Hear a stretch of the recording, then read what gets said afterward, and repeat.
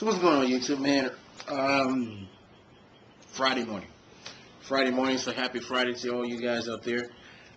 Just want to get into something real quick, guys.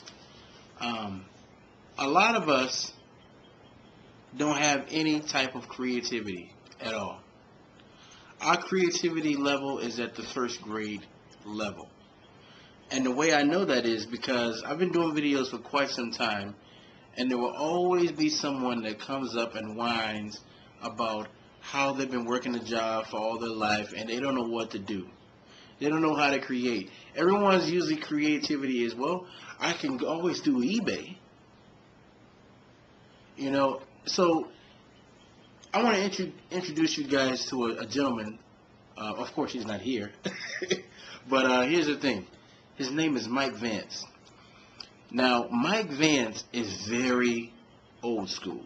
When I say old school, I mean he's like Zig Ziglar old school. Like some of the stuff you may find on Mike Vance may be an audio cassette. But let me tell you who Mike Vance is. Okay, I wrote this down. Mike Vance was the idea and development guy for Walt Disney when Walt Disney was alive. Walt Disney actually said that Mike Vance is probably one of the most creative people out there in America. Okay? Now, you guys may say, okay, yeah, he's creative. Okay, Walt Disney said that. Walt Disney's going whatever. Disney is a great company. He's responsible for Disney's success. But he's also responsible for a gentleman's success that you may not, well, I know you've heard of. This gentleman attended one of his seminars at 18, and they spoke to him after the seminar was over. And at that time, the gentleman was 18 years old, and that gentleman was Steve Jobs. So Mike Vance has written books like Think Outside the Box, Creative Thinking.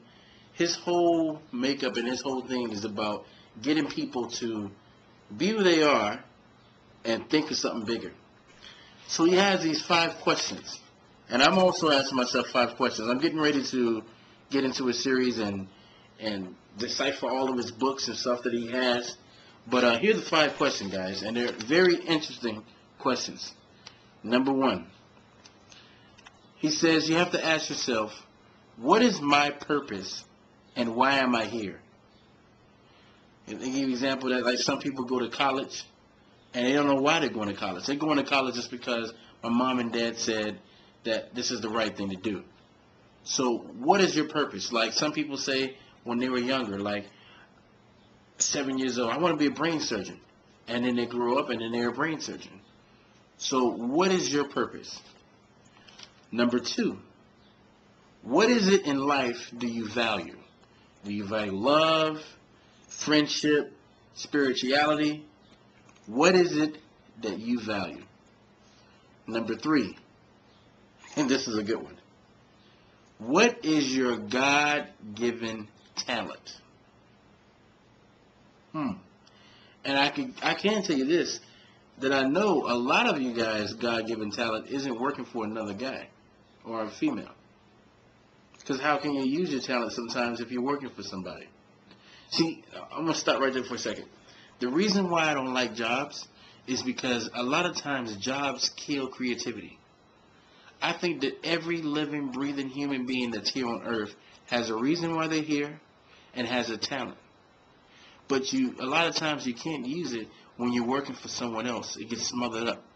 And when you can't use your talent, then you can't use your talent to make money, to be creative. All right? So that's number 3.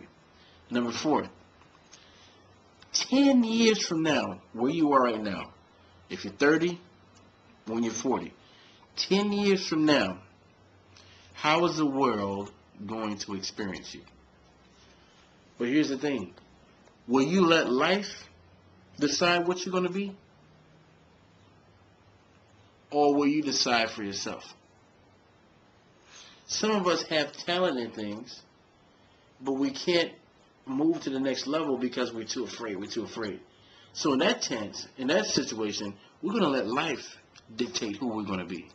That's how people get stuck at a job that they don't like. 10 years pass, 20 years pass, and they get stuck working minimum wage jobs or mediocre jobs. You know, when you see the guy who's a janitor at a high school for 20, 30 years, but he was a great musician. You know, he was a great artist. He was a great speaker. He was a great something, but he never developed those activities because he was stuck where he was.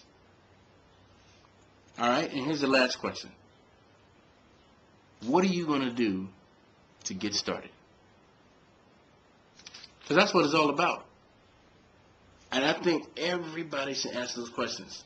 I'm going to answer the questions to myself. So what I'm telling you guys to do is hear those questions and answer them on the site. Put your 5 things down on the site. And for a lot of you guys, it may not come just like that.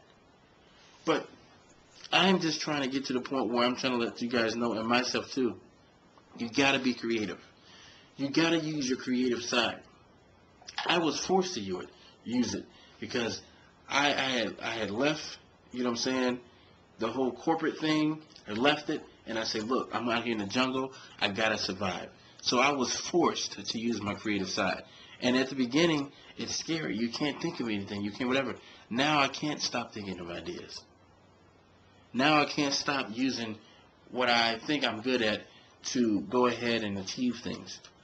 So that's it, guys. Let me hear your questions and comments. Until next time, signing off.